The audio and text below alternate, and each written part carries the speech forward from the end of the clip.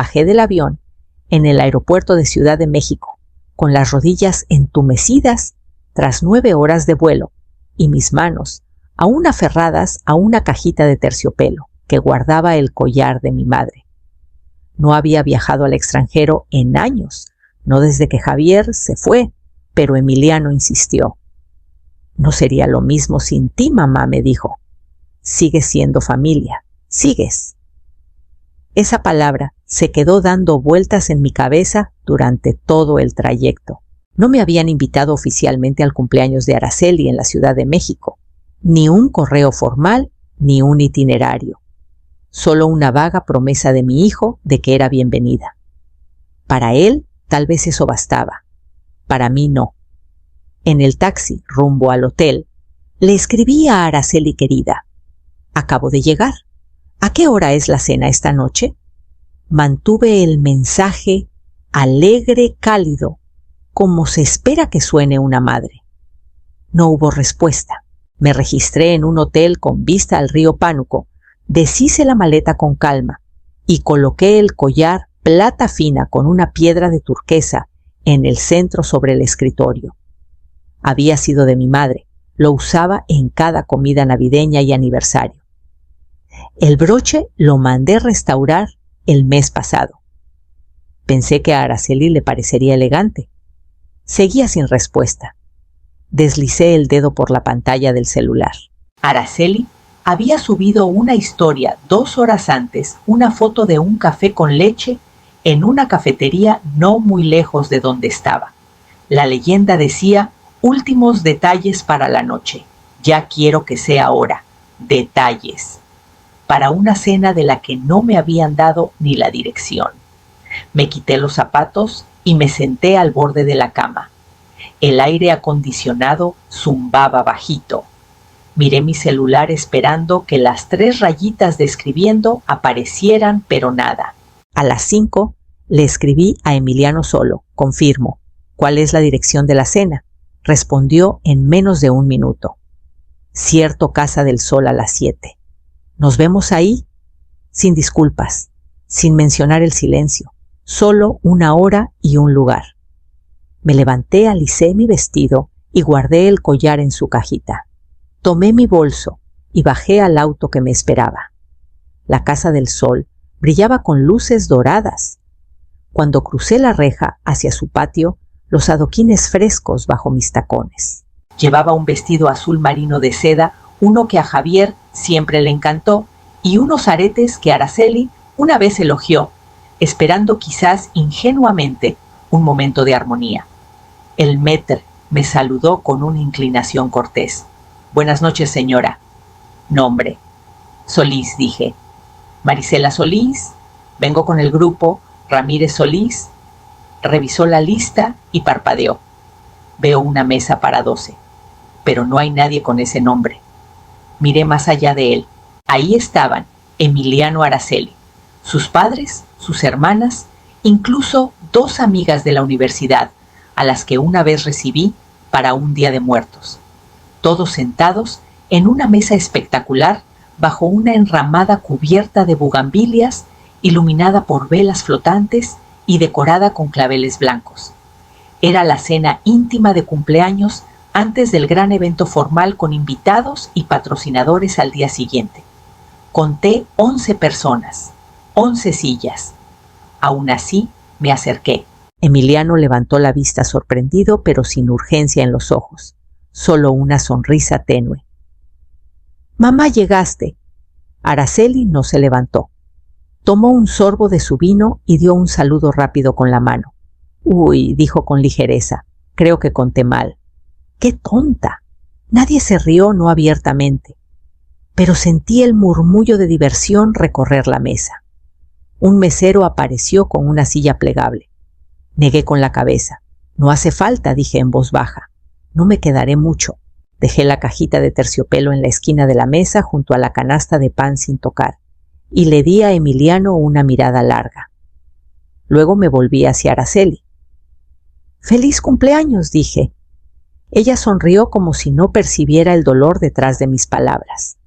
Me di la vuelta antes de que pudieran responder mis tacones resonando en los adoquines, cada paso medido y silencioso. Atrás las copas de champán tintinearon. No miré atrás. En un callejón junto al restaurante me detuve al borde de una fuente y toqué el collar que seguía en mi bolso. Nunca llegó a su cuello. Saqué mi celular. Un nombre en mis contactos no había cambiado en 20 años. Lo marqué, dejé que sonara y dije solo 3 palabras. Cuando contestaron, necesito acceso. De vuelta en mi habitación, desabroché el collar y me quité el vestido de seda, doblándolo con cuidado antes de colocarlo en una silla. La habitación estaba demasiado silenciosa. No encendí la televisión. En cambio, tomé la carpeta negra que siempre llevaba en mis viajes, no por costumbre, sino por memoria. Adentro había páginas plastificadas, hojas de cálculo, horarios de eventos pasados, planos de mesas para la tercera boda de una heredera petrolera, paletas de flores para una cena de un Nobel maridajes de vinos, para la jubilación de un millonario en San Miguel de Allende. Hojeé lentamente, dejando que los nombres hablaran por mí. Eran noches que nadie se atrevía a arruinar, porque yo las había planeado. Saqué una carta doblada del bolsillo trasero.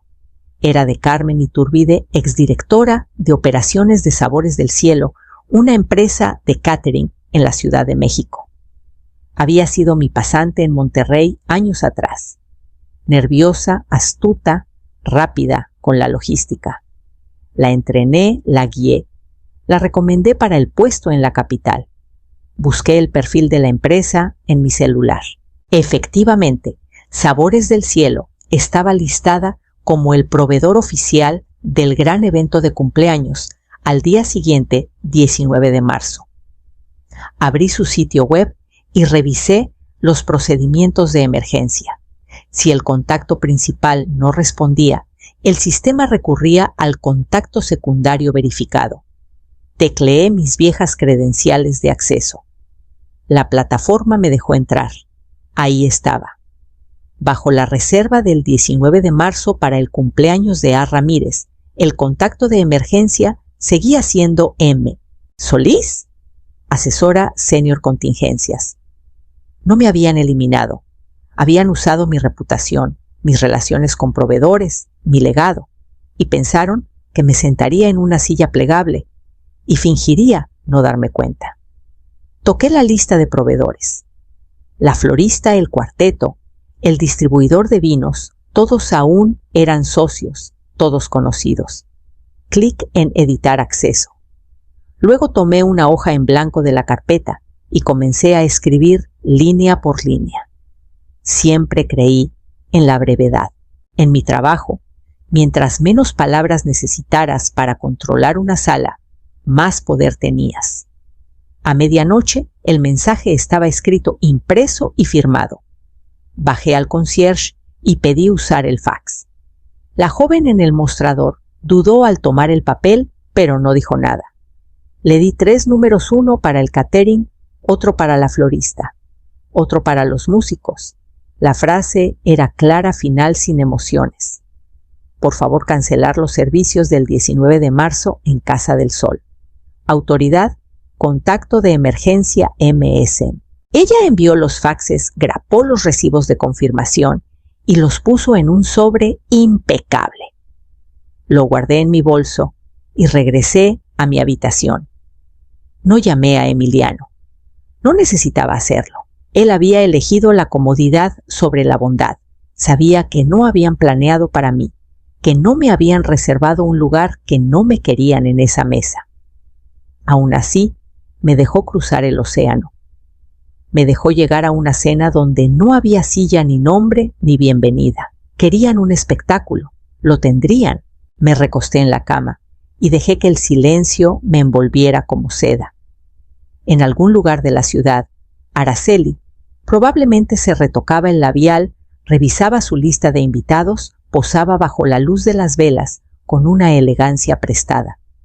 Pero mañana los mensajes comenzarían a llegar. una florista sin confirmación de entrega, un violinista confundido por la cancelación de última hora, un distribuidor de vinos reembolsando el pago. Imaginé las llamadas desconcertadas, los correos sin respuesta, la incertidumbre floreciendo horas antes de que llegara el primer invitado, los huecos que aparecerían en las costuras de su noche perfecta. Empezaría como un susurro, una pausa, una mirada de un empleado sin instrucciones, y terminaría en silencio, no el mío, el de ellos.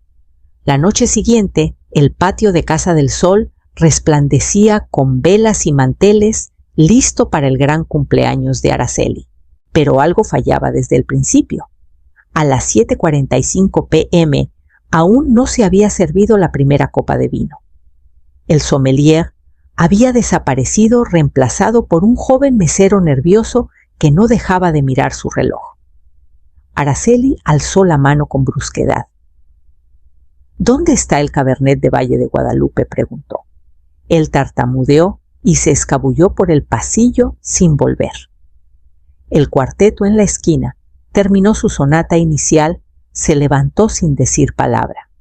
Uno guardó su cello en su estuche. Otro enrolló los cables con rapidez, sin encore, sin reconocimiento.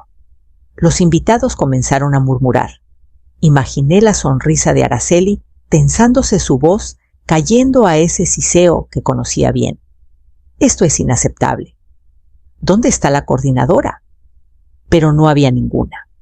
La mujer en la que habían confiado por años, en silencio, sin agradecimientos, estaba arriba en una bata de algodón, tomando té de flor de Jamaica, dejando que la noche se desmoronara sobre ellos. En la cocina de Casa del Sol, el chef leyó mi nota otra vez.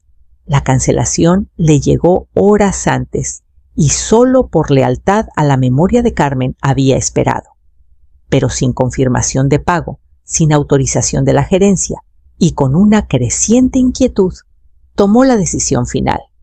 El pastel, un bizcocho de 3 pisos con avellanas y azúcar glass, fue guardado en la cámara fría. Cuando Araceli pidió verlo, el repostero fingió no saber de qué hablaba. Emiliano se levantó y sacó su celular. Lo vi desde mi balcón. Comenzó a marcar. Luego se detuvo. Su postura cambió. Sus hombros cayeron. Incluso desde esa distancia, supe el momento exacto en que lo entendió. Los detalles, el tiempo, el personal que desaparecía no era casualidad, era precisión. Su rostro palideció mientras se giraba lentamente hacia la mesa, los labios apretados. Lo sabía. Por fin lo sabía. El tintineo de los tenedores contra platos vacíos dio paso a murmullos y movimientos inquietos. Los invitados miraban sus relojes, intercambiaban miradas, entre curiosidad e irritación. Entonces Beatriz Mariscal, vestida de lentejuelas doradas y siempre la primera en convertir el aburrimiento en un arma, se levantó con un gesto teatral. «¿Esto es parte del show?», preguntó con la voz cargada de desdén, porque francamente se siente amateur. El rostro de Araceli enrojeció no por el vino. Se levantó rápido, intentando recuperar el control. «Solo es un pequeño retraso», anunció. «El vino ya viene». Pero Beatriz no había terminado. «He ido a 5 de tus eventos, Araceli. Este es el primero donde el personal parece más nervioso que los invitados». Se sentó con un suspiro pesado, lo bastante fuerte para que todos lo notaran. Entonces el padre de Araceli, el señor Ramírez, empujó su silla y se dirigió furioso al pasillo de servicio. Minutos después regresó seguido por el gerente del lugar. El gerente ajustó su corbata, hizo una reverencia breve y habló en español para que todos entendieran. «Lamentamos profundamente la interrupción», dijo. «La confusión proviene de una cancelación formal que recibimos esta mañana para este evento». Araceli parpadeó. «¿Qué cancelación?». El gerente abrió su carpeta, señaló un documento. Fue enviada por fax con plena autoridad por el contacto de emergencia registrado. una tal Marisela Solís. Por un segundo nadie se movió. Todas las miradas se volvieron hacia Emiliano. Él se quedó sentado con los codos en la mesa, los dedos apretados bajo la barbilla. Su voz salió baja, pero clara. Mi madre solía planear eventos internacionales, de alta seguridad, de alto perfil. Entrenó a la mitad de los proveedores de esta ciudad. Su nombre seguía en el sistema. Hubo una pausa, mientras el peso de esa confesión se asentaba en la mesa. Tenía el derecho, dijo al fin, alzando la mirada hacia Araceli. No la saqué del sistema, porque no pensé que fuera necesario. Y con eso los aplausos en la cabeza de Araceli se apagaron. No siempre fueron crueles, solo descuidados conmigo. Descuidados como se vuelve la gente cuando sabe que siempre estarás ahí, que siempre pagarás la cuenta, que siempre te quedarás callada para mantener la paz. Recuerdo la primera vez que Araceli me llamó tradicional con esa sonrisita tensa. Fue en su fiesta de compromiso. Ofrecí organizar algo sencillo. Amigos cercanos, un almuerzo en el jardín con música. Pero dijo, gracias, pero tu estilo es más de mamá. Alargó la palabra, como si significara corriente. Contrató a una planeadora de lujo y me sentó detrás de un arreglo de dalias tan grande que no vi la mitad de los brindis. Luego vinieron los años de distancia cortés. Llamaba cuando necesitaban remodelar la casa, un préstamo para un coche, la colegiatura, para el curso de diseño de su hermana. Cada vez su voz era puro encanto hasta que la transferencia se hacía. Luego silencio, ni una nota de agradecimiento, ni una visita. Emiliano no era mejor. Cuando Javier murió, aparté una parte de mi fondo de retiro para algo significativo.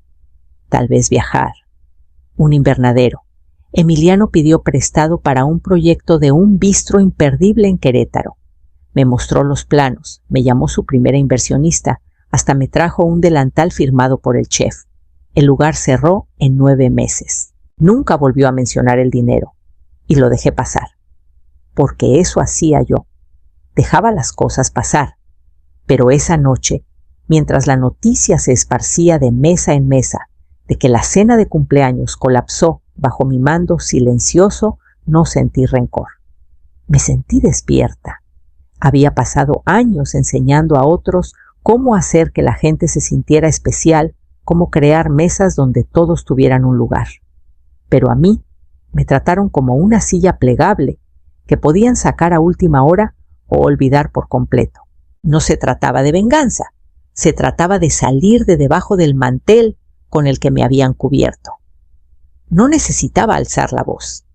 Por fin me había alzado a mí misma, y apenas estaba comenzando. 2 semanas después de volver a Monterrey, encontré un sobre pequeño entre las facturas y volantes del súper. La letra era familiar, redondeada, cuidadosa, como si intentara demasiado ser dulce. Era de Araceli. Adentro una tarjeta de cumpleaños tardía llena de flores y letras doradas. La abrí despacio, medio esperando una disculpa. En cambio, una tarjeta de regalo de 100 pesos para un café cayó, y encima del mensaje impreso, que tengas un día feliz, alguien había escrito, gracias por venir. Eso fue todo. Ni mención de la silla que faltó, ni del desastre de la cena cancelada, ni reconocimiento de lo que todos sabíamos que había pasado en ese patio iluminado por velas. Solo 100 pesos para un café y una frase tan vacía que resonaba. Me reí más fuerte de lo que lo había hecho en meses. La tarjeta se quedó en la esquina de la barra de la cocina mientras sacaba una carpeta gruesa etiquetada Fundación Sabores Vivos. Adentro estaban los papeles firmados de la transferencia. Había movido el resto del patrimonio de Javier hasta el último peso a un fideicomiso benéfico para apoyar a estudiantes de gastronomía, los que me recordaban a mis antiguos pasantes, los que me llamaban Doña Marisela, con respeto en la voz, no con una mueca. El fideicomiso cubriría becas, pasantías y apoyos para pequeños negocios gastronómicos liderados por mujeres mayores de 50. La junta tendría 5 miembros. Yo la presidiría hasta el final de mis días. Emiliano ni siquiera estaba en la lista de suplentes. Nunca preguntó por el fideicomiso. Asumió que eventualmente le tocaría como si el derecho viniera de nacimiento y no de una relación construida con cuidado. Que lo descubriera en el silencio.